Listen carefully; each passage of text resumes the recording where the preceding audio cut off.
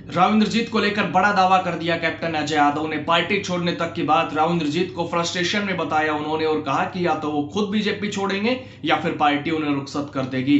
Captain ने कहा कि ये किसी से बना नहीं सकते और राजाशाही ही लेकर बैठेगी इनको। ऐसी ऐसी बातें कही कैप्टन अजय यादव ने जिसने खलबली मचा दी सियासत में। और उन्होंने जो जो कहा वो सब मैं बताऊंगा आपको, क्योंकि गुरुग्राम में सार्वजनिक मंच से नाराजगी जाहिर करने के बाद से काफी गर्माहट है सियासत में राव इंद्रजीत को लेकर। एक तरफ कार्यक्रम में निमंत्रण न मिलने से नाराज तो दूसरी तरफ सार्वजनिक मंच से सख्त लहजे में रखी बात।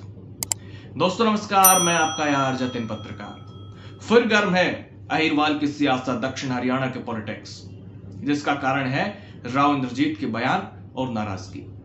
तो अब इस वाक्य के बाद विपक्षी नेता भी हमलावर है राव इंद्रजीत पर। हरियाणा के पूर्व मंत्री और कांग्रेस नेता कैप्टन अजय यादव ने राव इंद्रजीत को लेकर दो टूक कहा कि राव इंद्रजीत को जो अपमानित किया जा रहा है, जिस कुर्सी के वो चिपक रहे हैं उस कुर्सी को छोड़ दें। जब मान सम्मान नहीं मिल रहा तो किस मोह में फंसे हुए हैं। मुझे लगता है राव इंद्रजीत सिंह फ्रस्ट्रेशन में है, या तो ये खुद छोड़ जाएंगे या फिर पार्टी इनको रुखसत कर देगी, यानी निकाल देगी।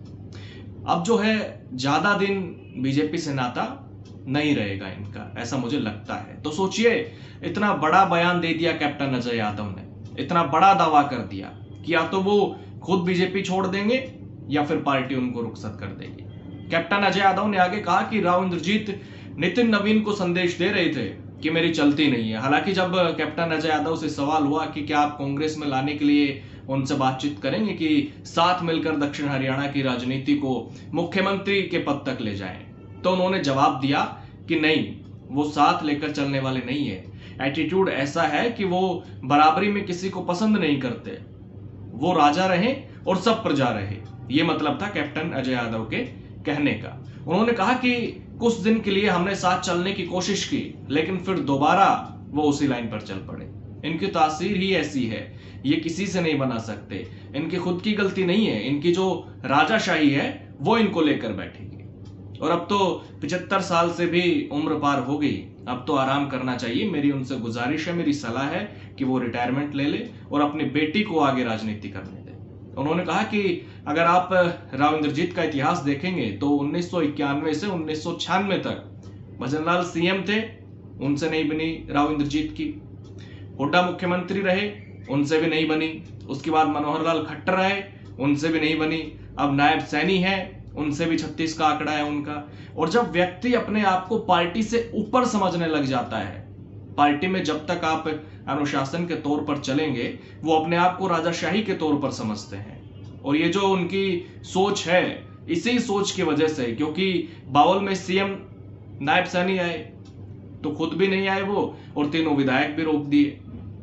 उससे किसका नुकसान हुआ? सीधा जनता का नुकसान हुआ। कैप्टन अजय यादव ने बताया कि मेरे कहने का मतलब है कि नुमाइंदे को बैलेंस रखना चाहिए, इतनी खटास भी नहीं लानी चाहिए जिसमें आम जनता का नुकसान हो।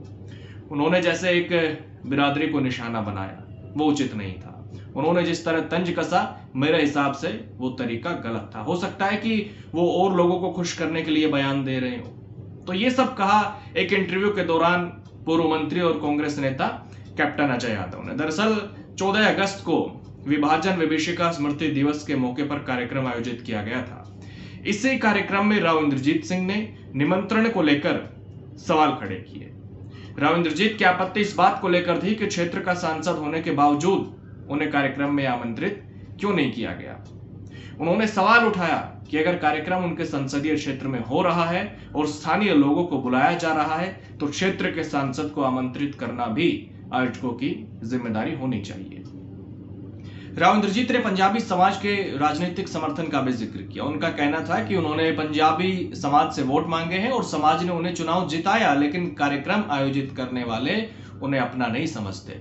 दरअसल यहाँ पर मनोहर लाल खट्टर भी मौजूद थी और बीजेपी के राष्ट्रीय अध्यक्ष और प्रदेश अध्यक्ष भी थी। तो यहीं से विवाद ने राजनीतिक रंग लेना शुरू कर दिया। राव इंद्रजीत ने यह भी कहा कि अगर कार्यक्रम बीजेपी का नहीं होता तो शायद उन्हें बुलाया भी नहीं जाता और बोलने का मौका भी ना मिलता।